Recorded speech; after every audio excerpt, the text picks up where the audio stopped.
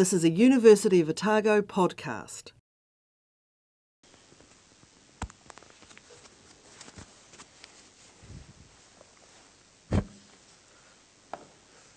Right, good morning ladies and gentlemen. It is a pleasure to be here to talk about pay. Pay is something we all have an opinion on. Usually it's our own pay. Usually we have a second opinion, everybody else's pay. I'm going to talk about some of the data we have. I'm going to talk about where I see pay going and where it is at the moment. As you'll see in my first few slides, we're an organisation that has a lot of information on pay. And as Mark said, there isn't much room in the New Zealand market for a lot of organisations to be dominant in a particular sector. Strategic pay is one of the largest players in the New Zealand market in our particular space, which is an unusual space. It is a space around providing advice on pay and performance management. We are not in the recruitment space. We are not in health and safety. We don't work in other areas of human resources, but we do work in the areas of pay and the issues around pay and, as I've said, performance management and a little bit of organisational change. Now, which button do I press? Here we go. Okay, I'm going to talk a little bit about our company, just very quickly. Talk about the pay gap. As I say, we've got a statistical base on which to make comments. I do have some comments on high pay and low pay. Our company works at both ends of the spectrum. And as I say, I've got some thoughts, just as Mark had, for the future. So we work in these areas. When we look at pay, we talk about, first of all, defining jobs. Often people, in simple discussions about pay, say things like, oh, what's an accountant worth? How much does a chief executive get? And a job title comes into our head and we make immediate assumptions about that particular job. We generally do most of our work in a totally different way. We do a lot of analysis on the jobs before we produce our advice for organisations. We use a tool called job evaluation, and I'll talk a little bit more about that in a minute. We do pricing of jobs, so that comes from our database. Pay decisions involve organisational policy, and that's a very, very important part of the mix, something that people often forget. They talk about the rate for the job, but different parts of the market pay at different rates for different sorts of jobs. That sometimes gets forgotten. We measure performance. We talk about rewarding performance. That's where we get into incentive pay. Something we don't do well in New Zealand, I would add. And we talk about managing rewards. It's not just a decision you make today, it's the impact over time that's important. I mentioned we do some work in organisational improvement. Misalignment with organisations, particularly around the time of mergers or acquisitions, or when they realise they've got a problem, is a big issue. So we've got some tools and processes that have names like accountability mapping, future-proof strategic planning. If you're interested, they're at our website. We identify the gap and we help the organisation work through improving itself in terms of understanding where the accountabilities and responsibilities in the organisation are. I mentioned a database. We've got a large database. I've worked in this business for 30 years, both in New Zealand and the UK and throughout the Pacific. 20 years or so ago, a private sector database, such as an organisation like ourselves would manage, would maybe have 10,000 jobs in it. We've got a lot more than that, heading towards 150,000 at last count. What helps us there is, of course, technology. It's a lot easier to gather and collate the information these days. We have offices throughout New Zealand. Well, we've got 3 at the moment, and of course one here in Dunedin. And we work in the South Pacific. I was originally going to talk a little bit about pay differentials in countries we work on, like Fiji, Samoa, Cook Islands, Solomons, Federated States of Micronesia, but I left that part out of the speech in the end because I thought it'll just make things too complicated. But We have issues with pay differentials in New Zealand. You haven't seen the half of it if you go to those countries. Why do clients use us? We do an annual client survey. This is what our clients come to us for. They see us as having knowledge, we're professional in the areas we work, and we offer a good service. Long may it continue. Okay, the gap.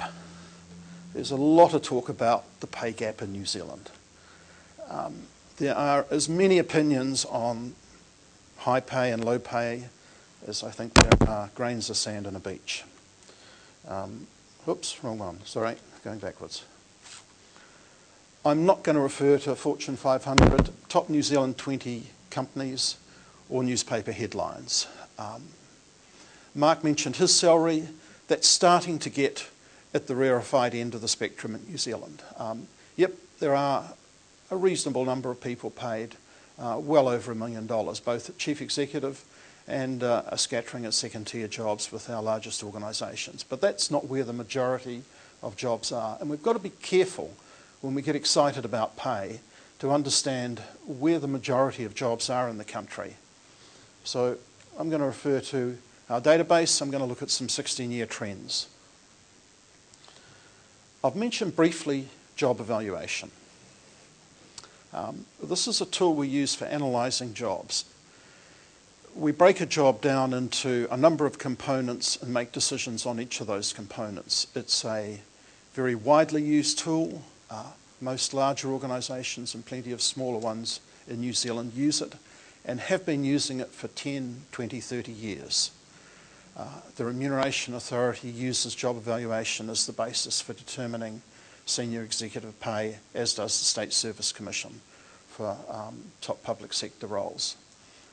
Most of our larger corporations make use of it. And the importance of it is around analysis. So we get beyond a simple definition of a job. And I just put a little bit of emphasis on this because it's important to the way we do our work. The decisions that organisations make around pay are generally not made lightly. And a lot of work that you hear little about is done behind the scenes in making those decisions. I'm just going to take 3 simple jobs and talk through some analysis from our database. At 250 points, and you don't have to worry around what the points mean because the evaluation methodology just comes out with a number at the end of it. At 250 points, we're talking about basic operational roles. I'll talk about a senior manager role, 850 points in our system, and a role at around 800 points. A relatively large organisation in New Zealand terms. So what have we got and what have we seen? Have a look at the relativities first of all in the private sector. Okay. So what do we see as the gap? Okay, between the senior management, not the very top jobs, the middle group I identified, and operational roles, what have we got?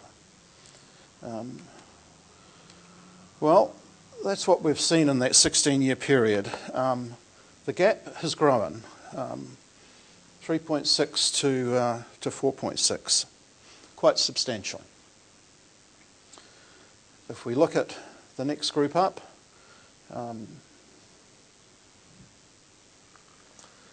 between the, again, the basic operational roles, the line at the bottom, and the largely chief executive roles in our database at 1,800 points, quite a movement, from 12 to 18 times. You know, that is substantial. It's reflected in other databases you see in New Zealand and around the world. And again, I stress, I'm not talking about the people on 30 million and so on. This is starting to get into serious money, and the gap is definitely growing. Okay. A little bit of information between the public and private sector, again, just to emphasise what I'm talking about. At the lower level jobs, from our database the last 16 years, the gap has actually decreased, so at around these operational roles. A lot of jobs at this level. Not surprising from our perspective. So a gap, but not much of a gap. If we look at the middle level executives, again, in dollar terms, the gap has grown, but not by an awful lot. Senior executives, yep, in dollar terms it's doubled, but the ratios have stayed the same. Why? Very simply, the government can't get too far out of line. This data, short-term incentives, doesn't include any long-term incentives, so it may be underestimated for that slide in particular. Not all chief executives in senior jobs in the private sector are on long-term incentives, but increasingly it is the case. So, in summary, simply put, the big jobs are getting increasingly bigger in terms of pay. Very definite that that's happened. Bigger the job, the faster the rate has increased. That's pretty clear. From time to time I hear comments that the public sector is paying more than the private sector. I've run 3 of the private sector databases in New Zealand over the last 20 years or so. I've never seen this to be the case.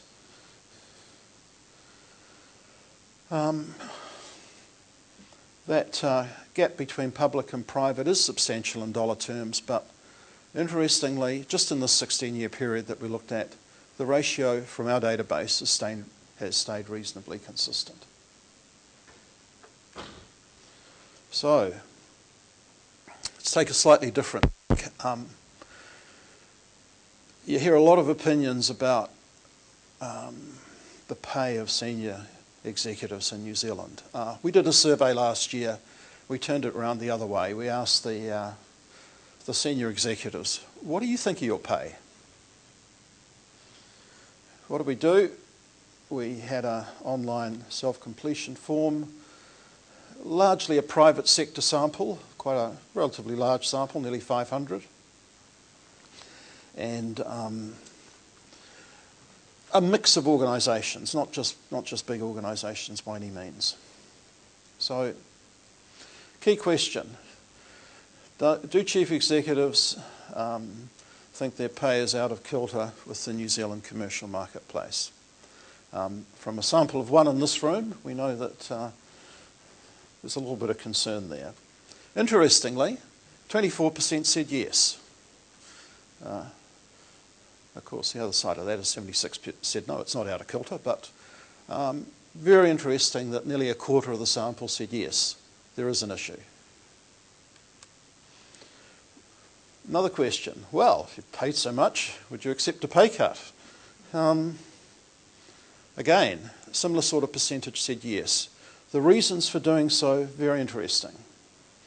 I will refer a little bit later to some work we did a couple of years ago in the not-for-profit sector, where we went out and interviewed around 30 chief executives in the not-for-profit sector talking about their pay. If you're particularly interested in the survey, it's available on our website. A very, very interesting comment. Do they think they need to be paid at their current levels in order to retain them? 85% yes. A third said they've got a problem when it comes to recruitment. They need to, they're looking at a bit more money. The question of shortages in the New Zealand market in terms of executive talent is one I've heard throughout my career. Both in New Zealand and overseas. There just aren't enough senior executives of the right quality, or getting the right person is a difficult one. And most people say, yeah, there's a problem in recruiting. And they don't get enough people of the right calibre, particularly around the senior level, applying for jobs when they're available. Any final comments? Yeah, as I say, again, there was a small group in the sample expressed a real concern about the level of executive pay. Okay, like to make some comments about high pay and low pay, and I'd stress in doing so, from my reading, and I do read a lot in this area, and my consulting work, it's an area where definitions of what high pay and low pay are abound. It seems that individually we all have a definition of what we see as a low level of pay and what we see as a high level of pay, and it's very difficult to get any sort of consensus. The international side of the equation, I believe, is very important. It's very real. I hear comments that it isn't. I can assure you from the work that I do, just generally with Chief Executive Remuneration, or where we're assisting remuneration committees, particularly with larger jobs, it's very real. Oh, it's upstairs. Okay. It affects not only senior management, but also technical and professional roles as well. Why is that? Well, the mic is hitting your name tag.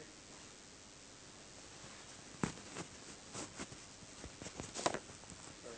thanks. There's a short supply. University of Otago, the other universities in New Zealand, our primary and secondary schools, they do a very good job. Someone that comes out of one of our universities can get a job, providing they can get entry anywhere around the world. Like a lot of other people, I did my overseas experience, went and worked and lived in the UK. Wasn't a problem getting a job, the qualifications were recognised.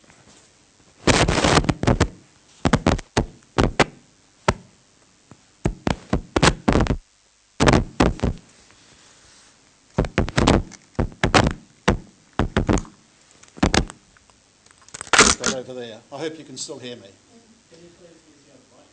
Sorry? Can you please use the other microphone?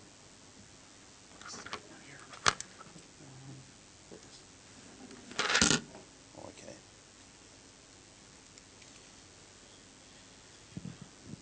So our environment is very good. We produce graduates that can work anywhere in the world. If you're an undergraduate here, that may be good news to you. We're of course a small economy. We are a first world economy, but there are limited opportunities. People travel and sometimes they return. It's a normal agenda topic item for remuneration committees. Not many people get to see the inside of a remuneration committee of a large corporate. I do from time to time when they're hiring at senior levels. Yep, they get applicants from around the world. You know, it's just there and it's very real.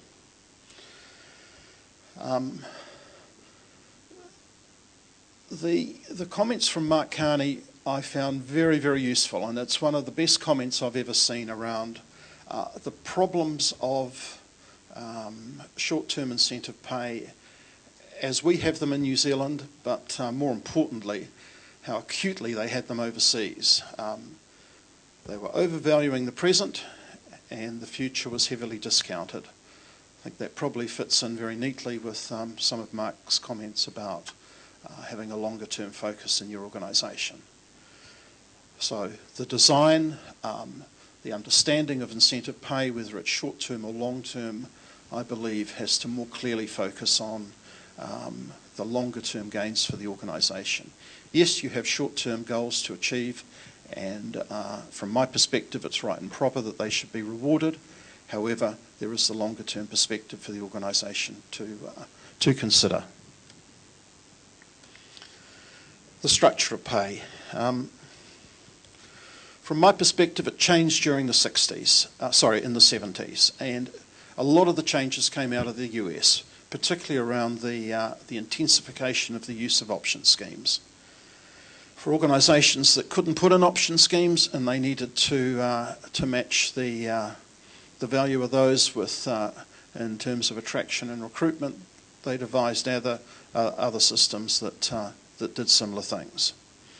Certainly for senior executives, this was the start, from my reading, of the larger increases, the accelerating increases in executive pay in particular. So today they've become very, very widespread. They're sort of very, very fully integrated into our remuneration systems. Sometimes bizarrely so, when we saw with some of the banks, particularly in Europe and North America around the time of the GFC. Despite the fact that they were falling apart as organisations, they were still insisting on paying bonuses. Didn't make any sense to me. Bigger organisations, yep, the numbers do seem to grow. For senior executives, they're there in particular. Certainly the multinationals, almost as a matter of course, have these schemes, and their executives will get them, even though the operations are relatively small in New Zealand. And we see them in our publicly listed companies. So, yep, the technology has accelerated them, and the information revolution is also a problem, and I'll be coming to that in a moment. I was doing some work at Weta Workshop about 7 years ago, and fascinating place and great to be shown around the actual workshops and see people building models of stuff and thinking about the films that they were in. As it was supposed to be an extensive tour, I said at one stage, well, what about Weta Digital? And the guy said, well, there's nothing really to see. It's just a room full of people in front of computer screens. I said, well, what are they doing? Oh, he said, they're working on a film. I think it's going to be called Avatar. Oh, good. I said, what do you pay them? He said, well, it's an international market. We've got about, I forget the number, let's say, we've got about 300 at the moment. If we want another 50, we just ring up our contact in California and, you know, they're the sort of clearinghouse for the people over there, and they make them available. And when we're finished with them, they go to their next assignment. And I think the rate was something like 90 US an hour that they were being paid. A pretty pure example of an international market. These people will come to New Zealand if there's the work, but the next week they might be in California or somewhere in Europe or whatever. You know, for people well skilled, probably relatively young in their career, it's a great opportunity, and it's an international market. That's how they see it, and that's how they behave. Some comment around low pay. How do we define it? It is very difficult. There is the minimum wage. There are ratios of the average wage to think about, whether you pick a percentage around that. I never hear very satisfactory definitions, and I worry about some of the things we're doing. The living wage. I've got some comments on it that are quite different than the previous speaker, because we've been asked by a number of our clients over the last few years to give them some advice to help them understand the implications should they be introducing it. So what I did was that I went back to the original document that was written, and it was a debate about the basic needs of New Zealand families, and the particular analysis was done around only one cohort, a family of 2 adults and 2 children. And in combination with the social welfare net that existed at the time they wrote the report, they worked out this figure of whatever it is, around $18, $19 an hour, that was supposed to bring that particular family cohort up to a salary level that would give them the goods and services that the report saw as essential. So it was a very, very focused study, and I thought it was a very interesting study.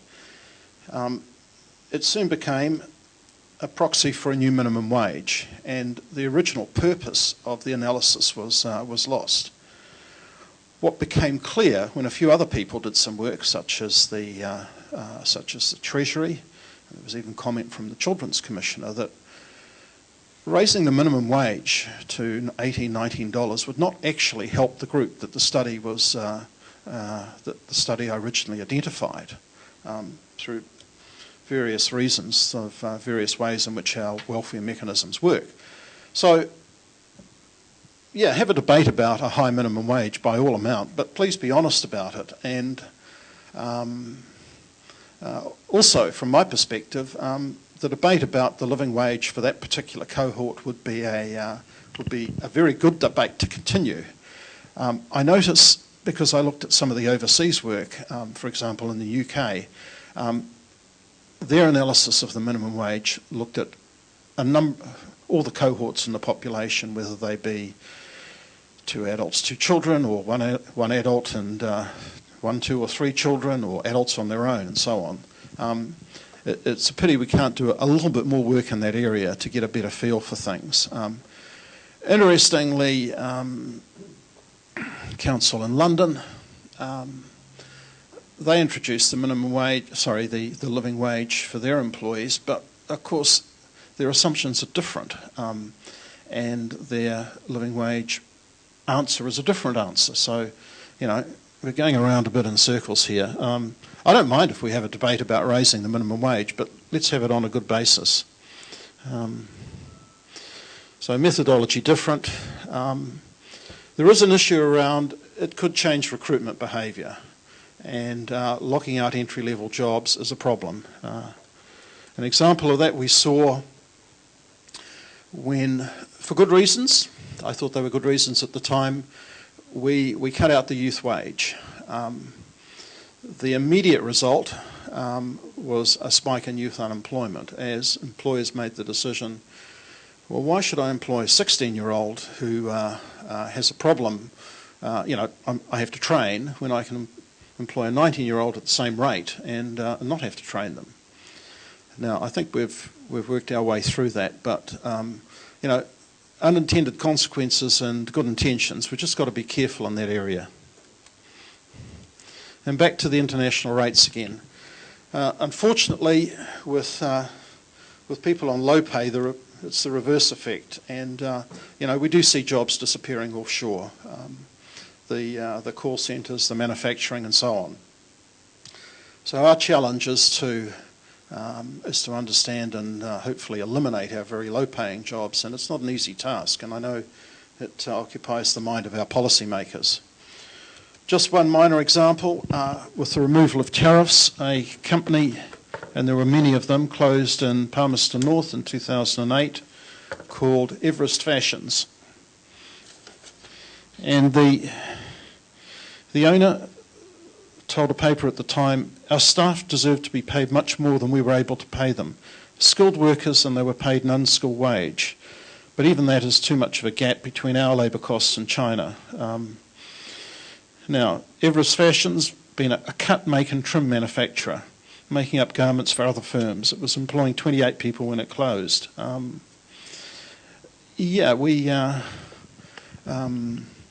We gave ourselves some problems when we changed our tariff regime and what our employment mix is in New Zealand, and that challenge continues. So some food for thought from my perspective in terms of if we can do anything with pay, what are the sorts of things that we can do? Compliance is interesting. I can see a lot of talk about ratios, and we're starting to publish them in some of our reports because there's a lot of interest in them, and I think they add to the debate. So the ratio between the chief executive pay and the average pay of the rest of the staff is one figure that's starting to be seen a lot. One of the issues is that relatively small firms, the ratios will always be good. With relatively large firms, the ratios will always be large. And where you get very large New Zealand organisations or multinationals, I just wonder, what the information is going to tell you, whether it's going to add to the debate or be useful or not. National control of pay.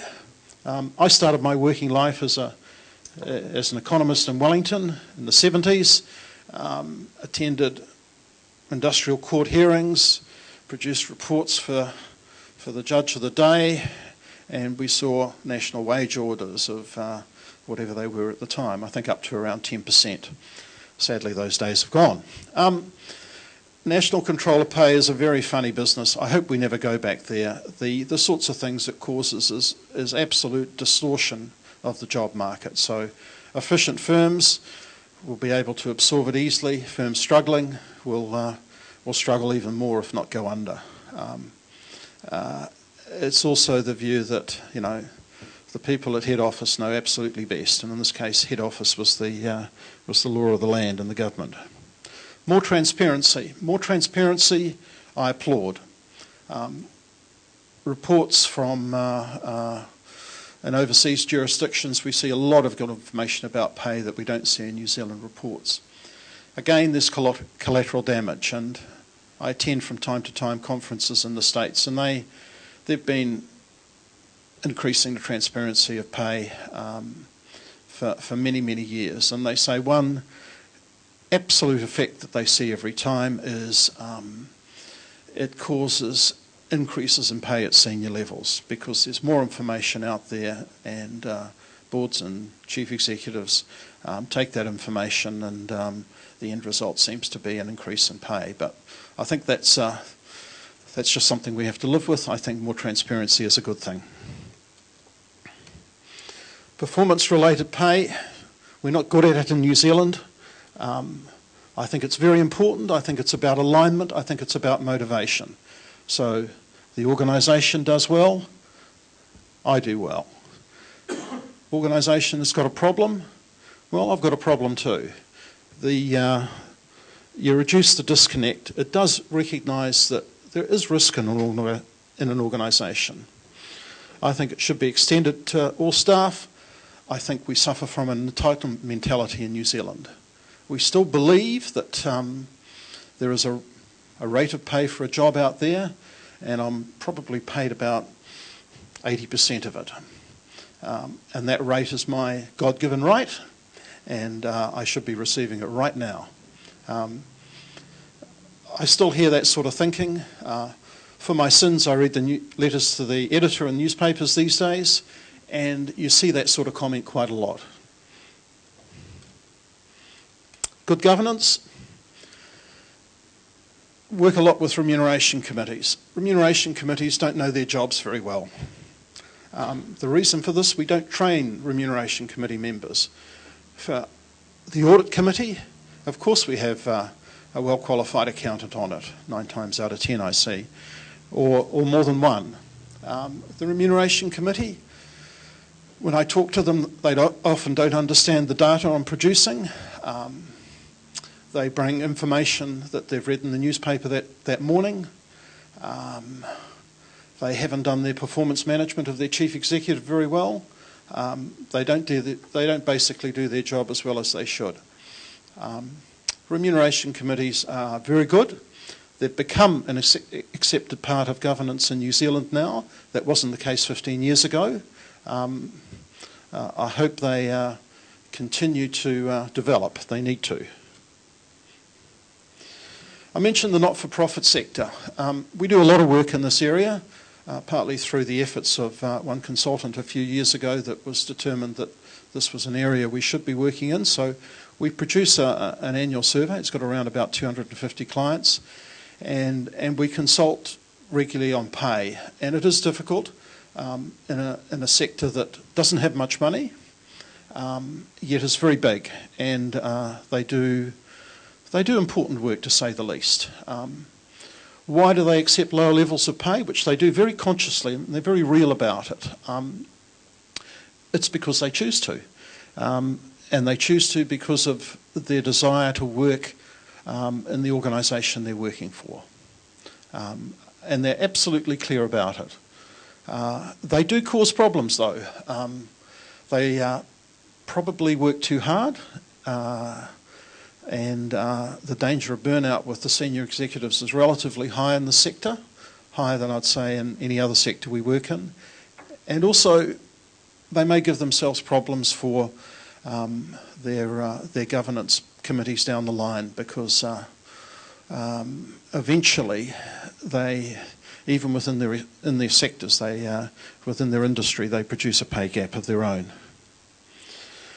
Just a very, very final point about celebrities. These sorts of people, whether they're entrepreneurs, whether they're sports people, whether they're $800,000 a day newsreaders, and we do have them in New Zealand, or have had them, $800,000 a year, I'm sorry.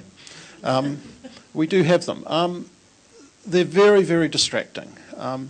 The fact that our top rugby players and a sprinkling in some other sports earn incredible sums of money is just distracting and not relevant to pay. But, you know, the newspaper headlines focus on it. These are people that we see and hear about an awful lot. Basically, that's my lot. Oops. So thank you very much for your attention. Just finally, we've got a lot of issues with pay. One of the more serious ones before we can really get down to it, as I've emphasised, is the definition. What do we mean by high pay and low pay, and what are we trying to do? On that final thought, I'll leave it. Thank you very much.